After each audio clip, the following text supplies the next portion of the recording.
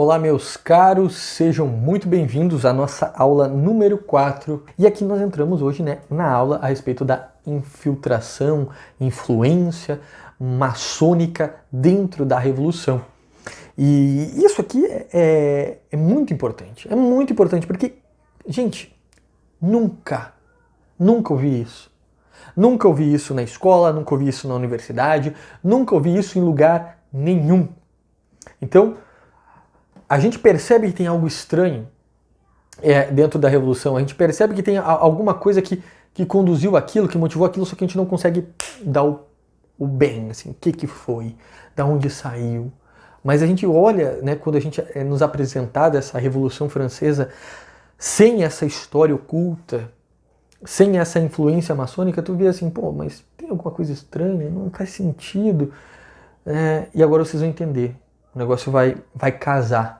Por quê? Porque eles analisam a história, os historiadores analisam a história numa percepção materialista, numa percepção só observando a história do homem, a ação do homem no tempo, e não a ação de toda a graça divina, não a ação da transcendência, a visão dessa guerra que existe na história entre a cidade de Deus e a cidade dos homens. Então, sem olhar isso, você não vai entender a Revolução Francesa. Porque a Revolução Francesa não foi, entendam uma coisa, não foi um processo de luta entre pobres contra ricos, de camponeses contra a monarquia e contra a igreja. Os caras, foi uma luta religiosa entre o demônio, que é o pai dos revoltosos, pois ele foi o primeiro revolucionário, ele foi o primeiro que disse não serviremos, tá? E ele é quem vai dar a base, ao movimento, dessa revolução, desse espírito revolucionário no povo francês. E do outro lado nós temos a cidade de Deus, a cidade das virtudes, que vai tentar combater para defender isso. Principalmente quando a gente for ver a Guerra da Vendéia. Então, isso aqui é importante, que a gente tenha noção da influência maçônica, das forças secretas que estavam por detrás dessa revolução. Bom, não tem como nós falarmos da influência da maçonaria dentro da revolução sem falarmos o que é a maçonaria. Então a gente vai fazer aqui um paralelo a respeito da história da maçonaria antes. Nessa aula nós vamos falar sobre a história dela na primeira parte, e na segunda parte nós falaremos então da influência dessa franco-maçonaria na Revolução Francesa.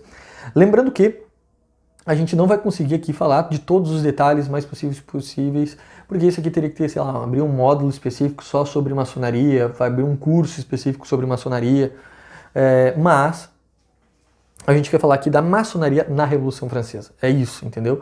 Mas a gente tem que entender de fato o que é maçonaria. Se a gente pega aqui o livro do Leon de Ponces,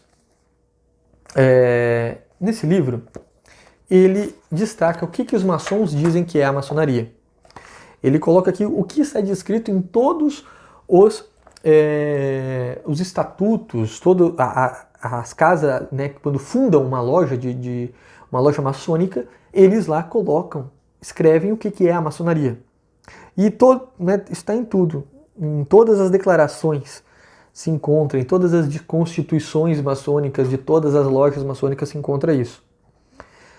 Em princípio, e segundo os seus estatutos, é uma sociedade secreta com os intuitos filantrópicos, humanitários e progressistas. Tende a enobrecer e aperfeiçoar a sociedade, orientando-os a um ideal de luz, de verdade e de progresso. Praticam-se na maçonaria todas as virtudes, dizem eles, principalmente a tolerância, a solidariedade fraterna entre os maçons. É uma instituição sublime, santa e sagrada, a perpétua iniciadora de tudo o que pratica de bom, de belo e de sublime na humanidade. Esta sociedade pretende principalmente elevar-se acima das ideias de partido, de classe, nacionalidade e de religião. Todos os seus adeptos são iguais e irmãos. Nos estatutos originais não se trata de política. Do ponto de vista religioso, cada qual pode crer no que lhe convir. Veja, isso é interessante, porque a gente pode tirar aqui vários princípios. Primeiro, O que significa... Ela não se auto-intitula como religião, porém é uma religião. Porque ela diz que tudo de bom, sublime, santo e sagrado veio dele. Veio da maçonaria. Então, a maçonaria ela seria a mãe de todo bem.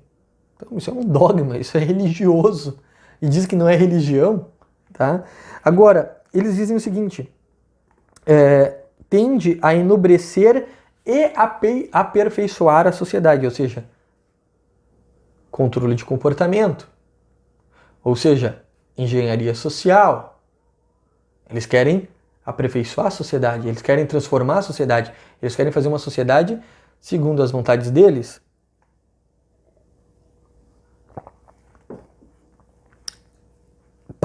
Orientando para um ideal de luz, verdade e progresso.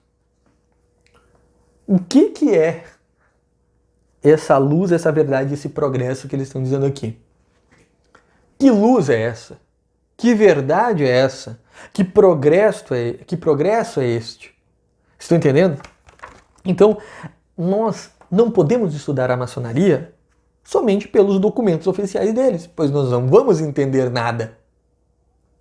E esse é o problema. Se faz uma história da maçonaria baseando-se nos próprios documentos maçônicos, mas, é uma história secreta. Então, a gente não pode acreditar naquilo que eles passam.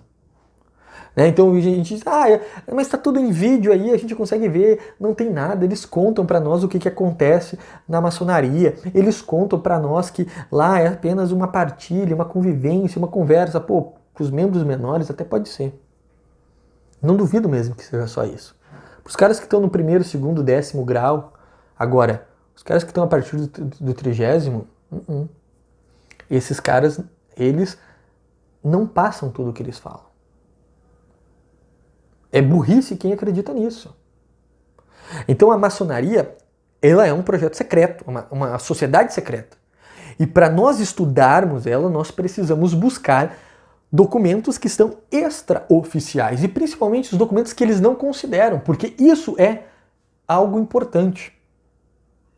Pois são coisas que eles não querem que sejam passadas. Aqueles que eles dizem que não é, eles não acreditam. Então, esses aí é o ponto. Por quê?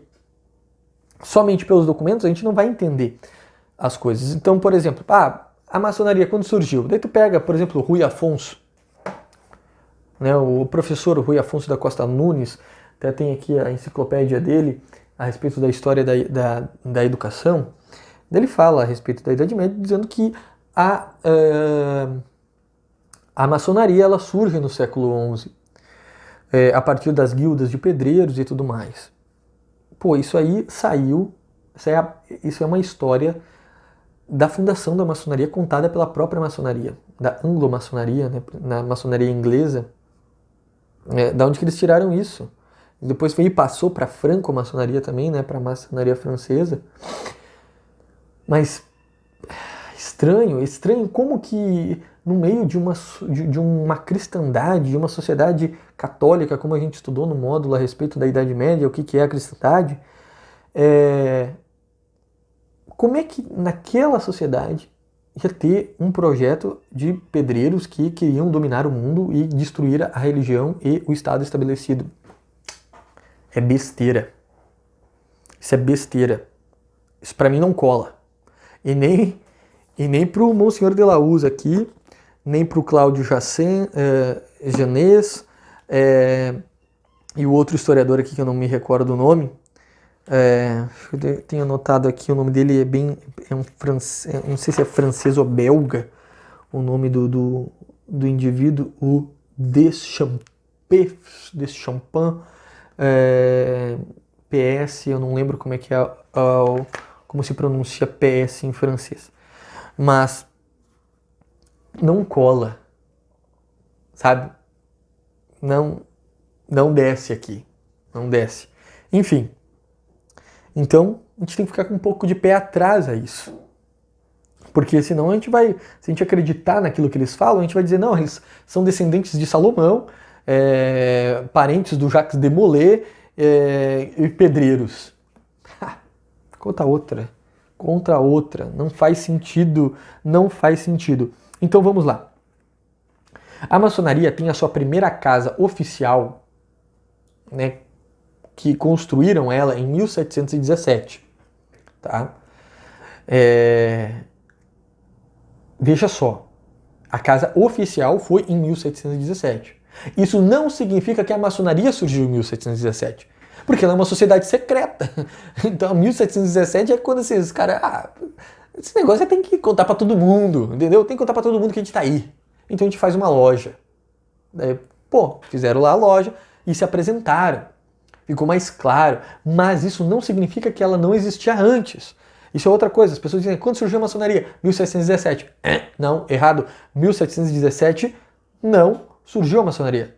Foi construída a primeira loja na Inglaterra. Mas isso não significa que esta é a maçonaria. Até eu caía nisso, né? Eu no início acreditava nessa coisa de que não, foi só em 1717. Estudando depois, eu até faço minha retratação aqui, né? Se em algum momento alguém já me perguntou a respeito da maçonaria e eu tenha dado essa resposta, eu estava errado, erradíssimo, tá? Então a gente tem que estudar. Deixa eu mexer aqui a câmera.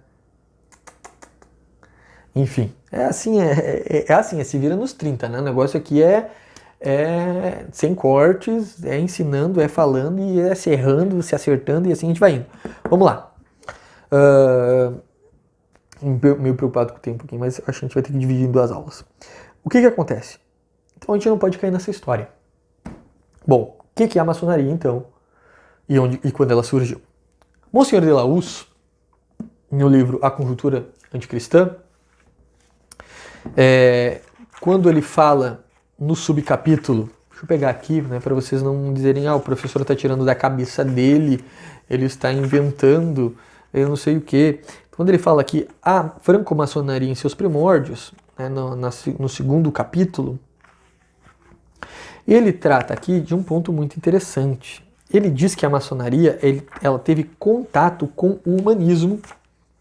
Quem leu o meu texto, Lutero e a maçonaria, eu falo sobre isso no texto, porque o Monsenhor de la Huz, né, de la Sus, né, eu estou falando de la Huz, de la Sus, ele escreve o seguinte, ele diz que é bem provável que a maçonaria ela já existia no período humanístico, principalmente quando ele relata aqui um trecho retirado do Luís Pastor, a doutor Luís Pastor, o maior estudioso da história dos papas, a maior enciclopédia da história dos papas, 20 e poucos tomos, 25 tomos, um livro belíssimo, belíssimo, belíssimo.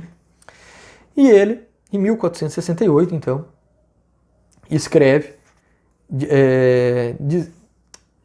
1468 não, ele escreve contando que em 1468 um grupo chamado Academia Romana, um grupo secreto, estava planejando a instauração de uma república e a destruição do Papa, a morte do Papa, o assassinato do Papa. E ele escreve isso e isso é muito impactante, porque nós temos o primeiro relato de uma sociedade secreta tentando destruir a igreja, século XV. Antes disso nós não temos. Nós podemos afirmar que ela existia antes ou não, não sabemos, mas é provável que sim, porque não teria surgido do nada. E ela fazia parte da segunda geração humanista. Então é bem provável que os humanistas foram os primeiros maçons. Ou seja, lá no Renascimento, quando surge aquele amor à sociedade antiga, aquele amor aos gregos, aquele amor à Roma antiga, talvez ali tenha surgido a maçonaria. Não lá na cristandade. Bom, pode ser que tinha? Pode ser também. Pode ser que também existia, né? Mas ela é bem provável que ela tenha surgido ali séculos antes, no máximo 2 séculos antes da revolução desse evento. Então aqui é o século XV, então nós daríamos ali século XIII, início do século XIII, final do século XIII, ou o Monsenhor de la Huz, né, o pastor diz 2 séculos, o Monsenhor de la Luz diz 1 século. Então nós não temos a data exata do surgimento da maçonaria, mas nós temos aqui o que é a maçonaria. A maçonaria é uma sociedade secreta que visa destruir a igreja e implantar uma sociedade revolucionária, uma sociedade guiada pelos vícios, renovar o barbarismo, renovar os vícios pagãos, renovar o paganismo e trazer de volta a sociedade. Esta é a luz, esta é a verdade, este é o progresso que esses caras definem nos seus estatutos. Então não é progresso de amor, de igualdade, de liberdade, de fraternidade, só se for os da Revolução Francesa, que a gente vai ver que não era bem assim. Então isso é a maçonaria. Essa maçonaria também estava ligada ao protestantismo. Quando nós temos em 1535 um documento escrito chamado a Carta de Colônia, onde quem assina são, por exemplo, Felipe Melanchthon, o grande amigo de Lutero, o Hermann de Vick, o arcebispo eleito de Colônia, que se foi retirado do império por causa da sua conivência com os protestantes, Jacob de Avian, preboste dos agostinianos daquela cidade, Nicolau van Noth, que com o seu anterior incorriam nas mesmas reprovações, e o Coligny, que era chefe do Partido Calvinista na França. Ou seja, todos eles assinam este documento, assinam outros também, que era um documento que, em outras palavras, eles diziam que queriam um mundo iluminado, que queriam destruir o mundo mergulhado nas trevas. Vejam como isso se liga ao iluminismo, como isso se liga com o Renascimento. E eles eram protestantes, né? E que eles querem implementar uma nova civilização, não obedecendo nenhum poder do mundo, né, mas se dizendo submissos ao um superior, né, dessa associação.